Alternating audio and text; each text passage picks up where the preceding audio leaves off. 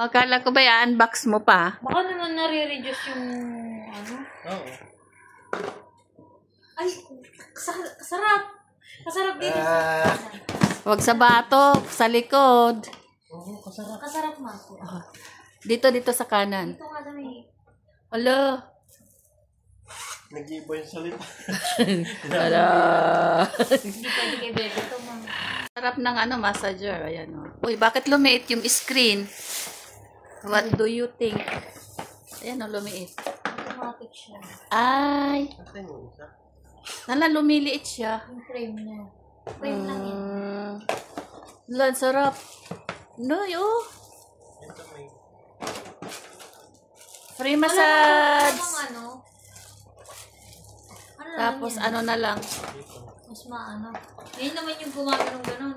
Dito, ayan yan, tapat niyan, yung sa kanan. Yan. O, magbaba. Ito malambot. Mild lang. Ayan, o. Lan, sarap, Noy. Pwede na yan, Noy. Diba? Ala, tanggal baga. Ganito na lang regalo mo next year. Ito na lang ireregalo mo sa akin next year, pan-travel. Travel massage. Maganda yung dito sa balikat. Ganda ng Pinapatong lang. Yung, tingnan mo naman, magmamasahe, ang taga-masahe ko. Robot. Nasa piano.